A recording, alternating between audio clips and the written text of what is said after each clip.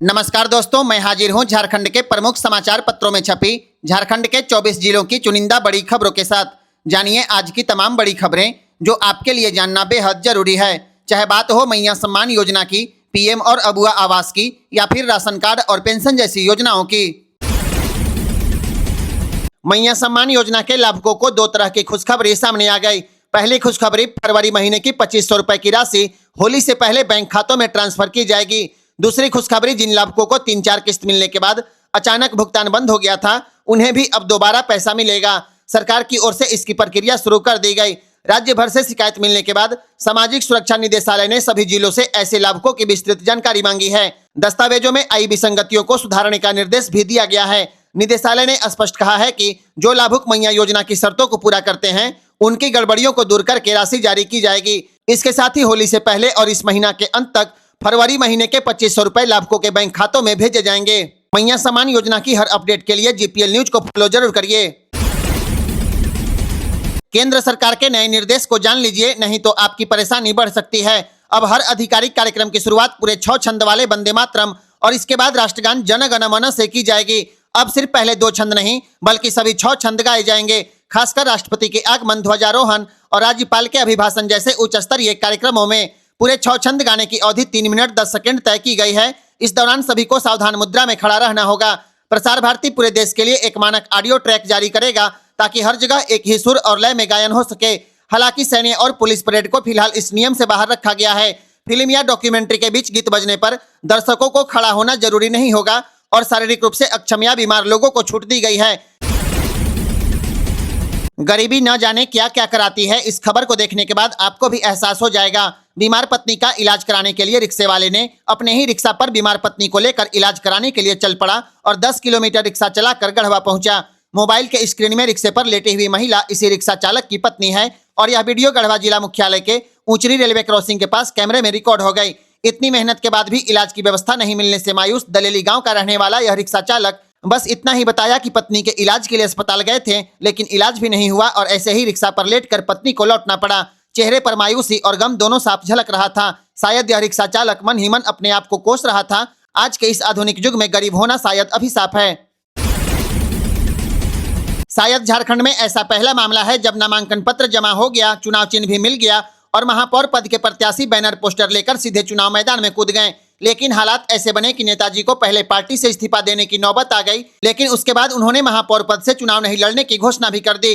गिरिडीह नगर निगम के चुनाव में एक भाजपा नेता नागेश्वर दास महापौर पद के लिए चुनावी रण में कूद तो गए, लेकिन भाजपा ने डॉक्टर शैलेंद्र को अपना समर्थन क्या दिया, नागेश्वर जी नाराज हो गए। इसी कारण उन्होंने पहले पत्रकारों को बुलाया, प्रेस वार्ता की, उसके बाद पार्टी से त्याग पत्र दिया और चुनाव नहीं लड़ने की घोषणा कर दी। मेदिनीनगर में वाहनों के शोर के साथ साथ चुनावी वाहनों का गूंज अब सुनाई देने लगा है। प्रत्याशी पूरी तरह चुनावी रण क्षेत्र में कूद गए हैं और घर घर डोर टू डोर जनसंपर्क अभियान चला रहे हैं। इसके साथ ही प्रत्याशियों का चुनाव प्रचार वाहन भी नगर निगम क्षेत्र के विभिन्न वार्डों में घूम घूम कर अपने प्रत्याशी के पक्ष में प्रचार अभियान चला रखा है। आपको बता दें, सुबह शाम डाल्टनगंज में ठंड तो लग रही है, लेकिन यहाँ के नेताओं को ठंड महसूस नहीं हो रही है। वहीं अपने चुनावी रण क्षेत्र को पूरी तरह से साधने में जुटे हुए हैं। डाल्टनगंज में अभी वाहनों की शोर के साथ साथ जनसंपर्क अभियान का शोर चारों तरफ सुनाई दे रहा है। आज शहर में कई जगहों पर हमने देखा कि वाहन के जरिए चुनाव प्रचार किया जा रहा है और कई प्रत्याशी ऐसे हैं जो जनसंपर्क अभियान चला रहे हैं। इसी बीच डाल्टनगंज शहर में हमारे पीछे आप कैमरे में देख रहे होंगे, मेयर की प्रत्याशी आयशा सिंह भी जनसंपर्क अभियान कर रही है और उनसे जानेंगे कि उनका जनसंपर्क अभियान कैसा चल रहा है और यहाँ के मतदाताओं का रुझान किस ओर है। कैसा चल रहा है आपका जनसंपर्क? सबसे पहले आपको नमस्ते, आपके चैनल से जितने लोग देख रहे हैं उनको नमस्ते। बहुत अच्छा चल रहा है। हमारे जितने भी मेदिनीनगर के निवासी हैं, लोग हैं, भाई बहनें हैं, बड़े बुजुर्ग हैं, बिटिया हैं, बहुत सारा प्यार दे रहे हैं, बहुत आशीर्वाद दे रहे हैं। मैं हर एक नगर निगम के आवाज़ बन के मैं खड़ी हूँ और पीछे नहीं हटूँगी, चाहे कुछ भी हो जाए। मैं आप लोग से यही गुजारिश करूँगी, एक मौका दीजिए। मैं इसको हर एक सच में नगर निगम बनाना चाहती हूँ।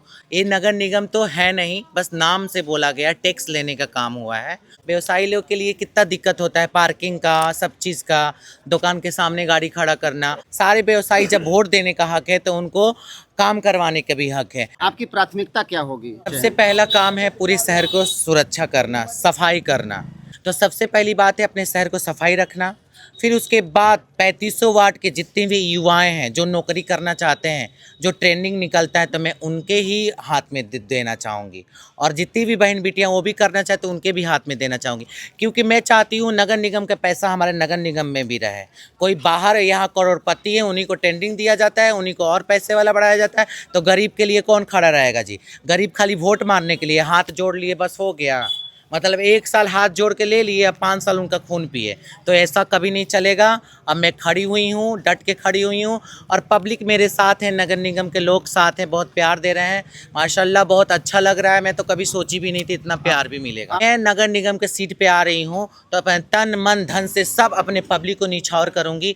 मेरे पीछे बायोडाटा में कोई नहीं है जिनके लिए बैंक बैलेंस करना है, हम आप ही लोग के लिए करेंगे, और नहीं करेंगे तो आप हमारा मुँह काला करके भी भेजने का पूरा हक है। एक बात और कहना चाहूँगी हमारे 3500 वाट के लोगों से, जब आप हम सीट पे आते हैं जीत के, तो किसी से इजाज़त लेने की ज़रूरत नहीं है। मैडम से मिलना है, आप डायरेक्ट मिलिए और डायरेक्ट हाथ पकड़ के काम करवाइए। जब आपको वोट लेने का हक है तो काम करवाने का भी हक है।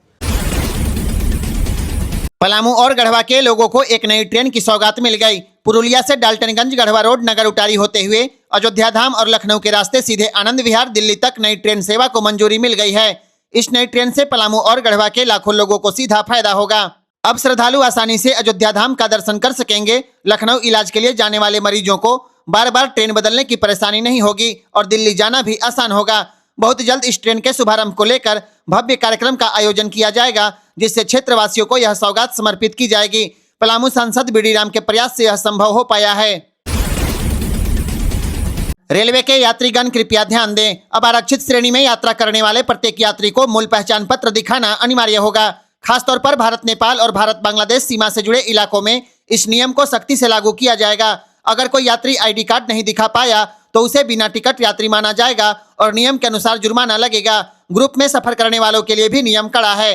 कम से कम एक यात्री के पास मूल पहचान पत्र होना जरूरी होगा, वरना पूरा ग्रुप कार्रवाई के दायरे में आ सकता है। दिव्यांग, वरिष्ठ नागरिक, छात्र और रियायती टिकट पर यात्रा करने वालों को भी अपनी पात्रता से जुड़े दस्तावेज दिखाने होंगे, वरना पूरा किराया वसूला जाएगा। केंद्र सरकार से 15वें वित्त आयोग की लंबित राशि के रूप में राज्य को करीब 2148 करोड़ रुपए मिलने का रास्ता साफ हो गया।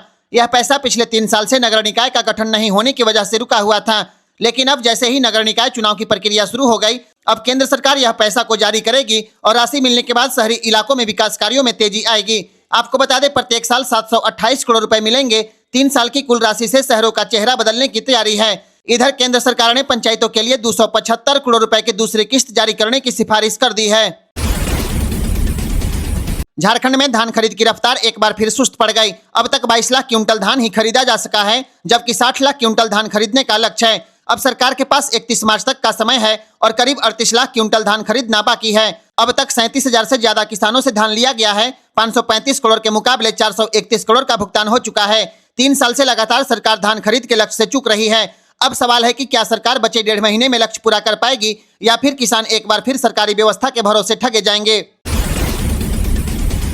जामताड़ा के साइबर ठगों ने इस बार जामताड़ा एसपी राजकुमार मेहता को ठगने की कोशिश कर दी और उन्हें फोन करके एसबीआई के योनो ऐप अपडेट करने की बात कह दी, लेकिन इन अपराधियों को यह पता नहीं था उन्होंने जिसे फोन किया है वह जामताड़ा के एसपी हैं। एसपी ने तुरंत नंबर की जांच कराई और नारायणपुर और करमाटांड़ इलाके से फोन कॉल का लोकेशन मिल गया। पुलिस ने कार्रवाई करते हुए करमाटांड़ इलाके में छापेमारी की और 4 साइबर अपराधियों को गिरफ्तार कर लिया। गिरफ्तार आरोपी इब्राहिम अंसारी, हुसैन अंसारी, साकिर अंसारी और सिराज अंसारी के नाम शामिल है। इनके पास से 7 मोबाइल फोन, 8 सिम कार्ड बरामद हुए और सभी को जेल भेज दिया गया। पूछताछ में खुलासा हुआ कि यह लोग योनो ऐप चालू या अपडेट कराने के बहाने व्हाट्सएप और स्क्रीन शेयरिंग ऐप के माध्यम से पीड़ितों का मोबाइल कंट्रोल में लेते थे। उसके बाद ओटीपी हासिल करके नेट बैंकिंग से पैसा उड़ाते थे।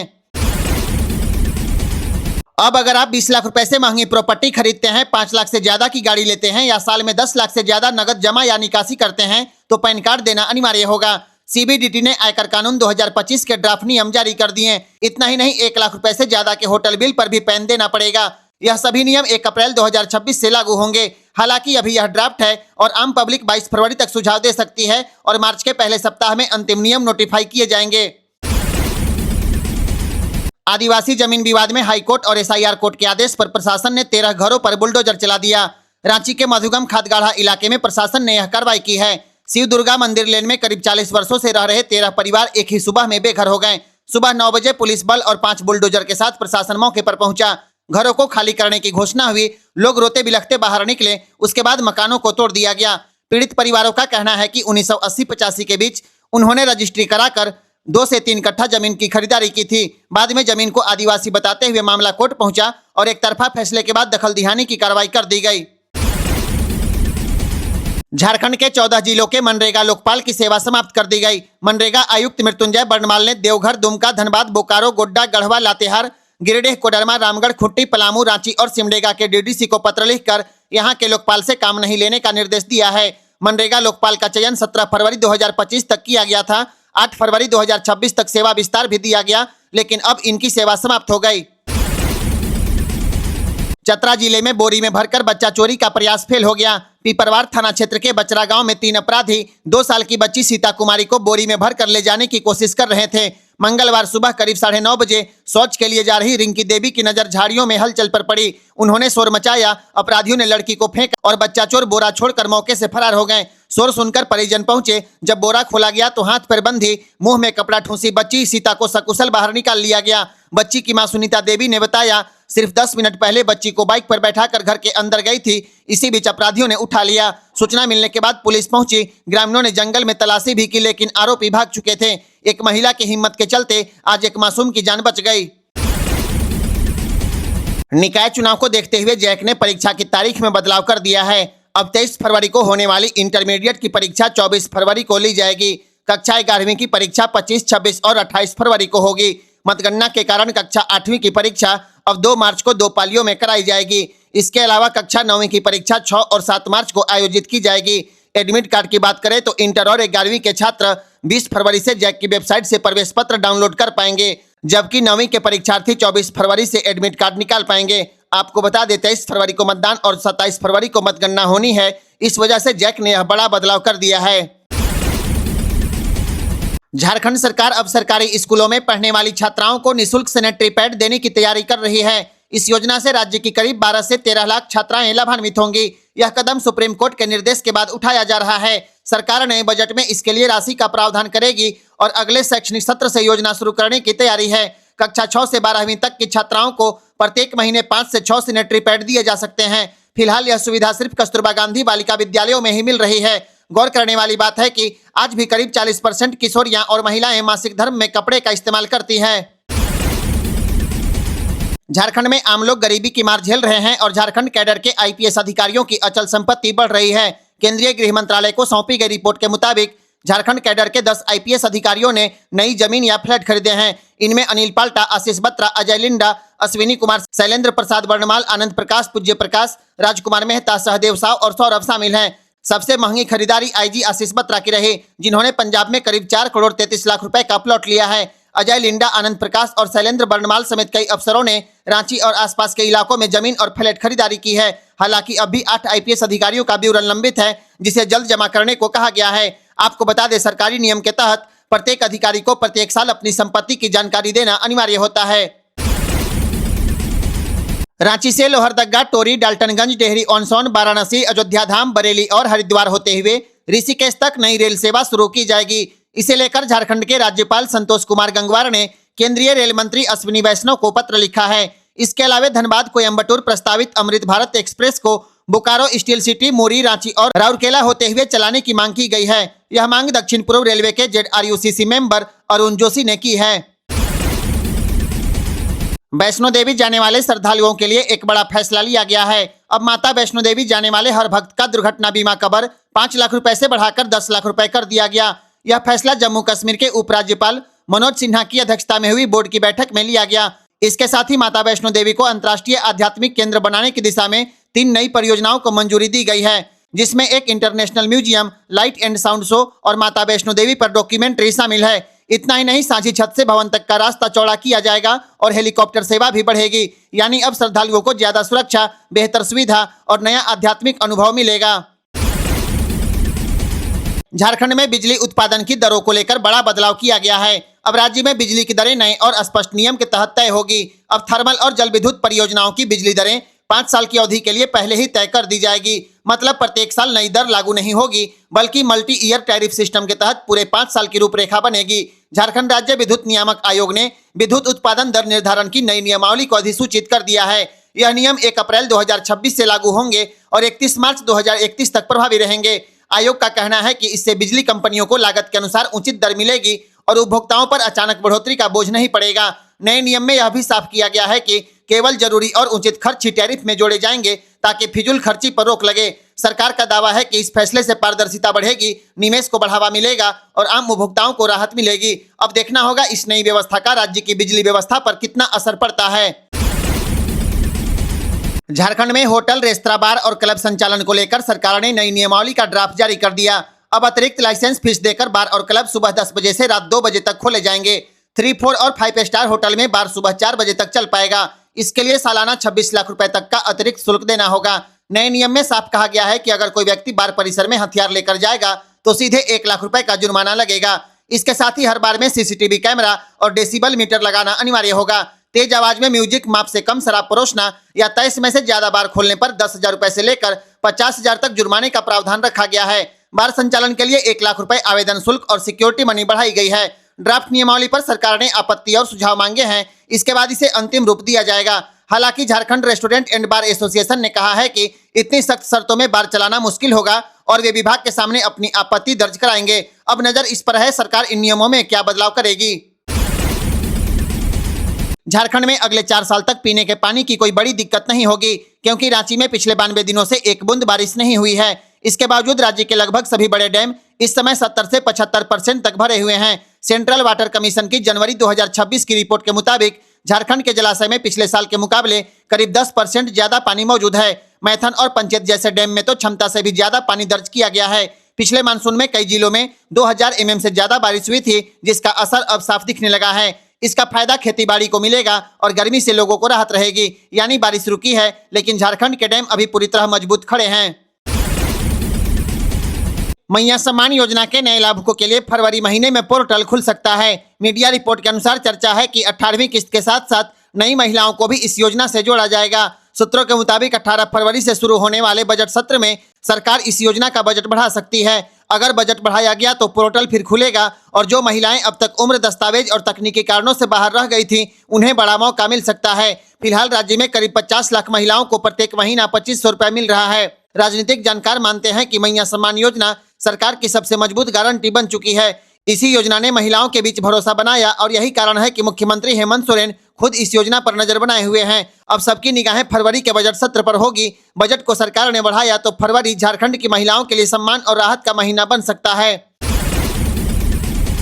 मैया सम्मान योजना के करीब 50 लाख महिलाओं के लिए एक बड़ी खुशखबरी सामने आ गई। राज्य सरकार महिला लाभुकों को स्वरोजगार के लिए 20-20 हजार रुपए का लोन देने की योजना पर काम कर रही है। सूत्रों के मुताबिक इस नई योजना की शुरुआत 8 मार्च यानी अंतर्राष्ट्रीय महिला दिवस के अवसर पर हो सकता है।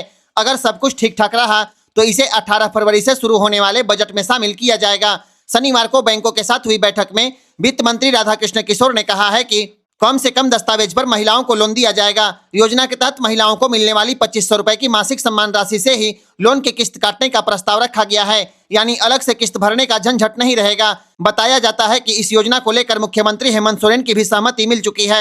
लोन के लिए सिर्फ आधार कार्ड और 10 रुपया के रेवेन्यू स्टाम्प पर आवेदन की व्यवस्था की जा सकती है। सरकार का लक्ष्य महिलाओं को आत्मनिर्भर बनाकर घर बैठे रोजगार से जोड़ना है। झारखंड में कब्रिस्तानों की घेराबंदी और सौंदर्यीकरण को लेकर एक बड़ा फैसला लिया गया है। अल्पसंख्यक कल्याण मंत्री हफीजुल हसन ने राज्य के 22 जिलों में 634 कब्रिस्तानों के लिए स्वीकृति दे दी है। इस पूरी योजना पर करीब 146 करोड़ रुपए खर्च किए जाएंगे। सबसे ज्यादा काम साहिबगंज जिले में होगा। यहाँ 126 कब्रिस्तानों की घेराबंदी और सौंदर्यीकरण किया जाएगा। इस पर करीब 31 करोड़ रुपए खर्च किया जाएगा। दूसरे नंबर पर है खूंटी जिला, जहां 82 कब्रिस्तानों को मंजूरी दी गई है। इसके अलावा रांची, गढ़वा, पलामू, बोकारो, धनबाद, गिरिडीह, हजारीबाग, देवघर, दुमका, जामताड़ा, कोडरमा, गोड्डा, गुमला, पाकुड़, पश्चिमी सिंहभूम, लातेहार, चतरा और सिमडेगा जिलों में भी काम होगा। योजना का उद्देश्य कब्रिस्तानों को सुरक्षित रखना, अतिक्रमण रोकना और बाउंड्री वाल रास्ता और बैठने जैसी बुनियादी सुविधाएं देना है। सरकार ने यह भी तय किया है कि निजी जमीन वाले कब्रिस्तानों में अब दान पत्र के बाद ही काम होगा। साइबर ठगी के शिकार लोगों को अब 25,000 रुपए का मुआवजा मिलने वाला है। अगर आप भी साइबर ठगी के शिकार हैं तो यह खबर आपके लिए बेहद जरूरी है। आरबीआई ने प्रस्ताव रखा है कि साइबर ठगी के शिकार लोगों को अब 25,000 रुपए तक का मुआवजा दिया जाएगा। आरबीआई गवर्नर संजय मल्होत्रा ने बताया है कि अगर कोई ग्राहक गलती से ओटीपी शेयर कर देता है तब भी उसे राहत दी जाएगी। नए नियम के मुताबिक पीड़ित को बिना सवाल किए ठगी गई रकम का 85% वापस मिलेगा। इसमें अधिकतम 25,000 रुपए तक का मुआवजा राशि दिया जाएगा। इसमें 15% नुकसान ग्राहक को उठाना पड़ेगा, 15% बैंक देगा और बाकी 70% की राशि आरबीआई चुकाएगा। यह पैसा डिपॉजिटर एजुकेशन फंड से दिया जाएगा। इसके साथ ही आरबीआई गलत प्रोडक्ट बिक्री, कर्ज वसूली एजेंट और ऑनलाइन ट्रांजैक्शन सुरक्षा को लेकर 3 नए नियम लाने वाला है। मतलब साफ है, अब साइबर ठगी के मामलों में ग्राहकों को जल्दी और सीधी राहत मिलने वाली है। इस वीडियो को शेयर कर दीजिए ताकि देश के हर लोगों तक यह जानकारी पहुंच सके और इसी तरह की आम लोगों से जुड़ी खबरों के लिए जीपीएल न्यूज को फॉलो करिए। गढ़वा, पलामू, लातेहार, लोहरदगा और रांची के रेल यात्रियों के लिए एक जरूरी खबर सामने आ गई। राजधानी समेत कुल 10 ट्रेनों के रूट में बदलाव किया गया है।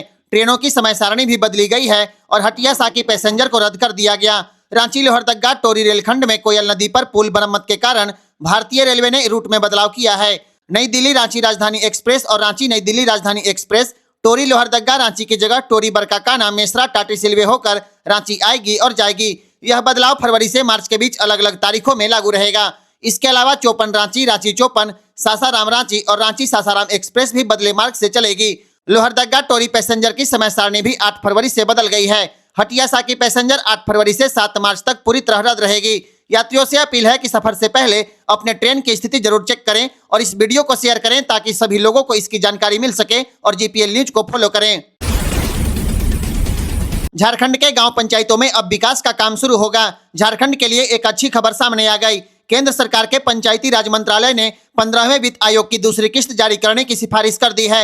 इसके तहत झारखंड को 275 करोड़ 12 लाख रुपए अगले सप्ताह दिए जाएंगे। यह राशि वित्तीय वर्ष 2024-25 की बेसिक ग्रांट का हिस्सा है। मंत्रालय ने बताया है कि राज्य सरकार ने पहली किस्त का सही उपयोग पंचायत गठन, ई ग्राम स्वराज पोर्टल पर योजना अपलोड, ऑडिट और राज्य वित्त आयोग से जुड़ी सभी जरूरी शर्तों को पूरा कर दिया है। पहली किस्त 24 दिसंबर 2025 को मिली थी, जिसे समय पर पंचायतों तक पहुंचा दिया गया था। अब आने वाली इस दूसरी किस्त में 75% राशि ग्राम पंचायत को, 15% ब्लॉक पंचायत को और 10% जिला परिषद को मिलेगा। सीधे शब्दों में कहें तो ग्राम पंचायत को 207 करोड़, ब्लॉक पंचायत को 39 करोड़ और जिला परिषद को 27 करोड़ से ज्यादा मिलेंगे। इस पैसे से गाँव के विकास कार्यों को फिर से रफ्तार मिलने की उम्मीद है। रेलवे के यात्रीगण कृपया ध्यान दें, एलएपी धनबाद एक्सप्रेस 4, 7, 9, 11 और 14 फरवरी को परिवर्तित मार्ग से चलेगी। इन तिथियों में यह ट्रेन पोडानूर और इरुगुर रूट से संचालित होगी। इस दौरान कोयम्बटूर स्टेशन पर ठहराव नहीं होगा। हालांकि यात्रियों की सुविधा के लिए पोडानूर स्टेशन पर अतिरिक्त ठहराव दिया गया है। दक्षिण रेलवे के सेलम मंडल में फिक्स्ड टाइम कॉरिडोर ब्लॉक के कारण कुछ ट्रेनों के संचालन में अस्थायी बदलाव किया गया है। रेलवे के अपडेट के लिए जीपीएल न्यूज को फॉलो जरूर करें।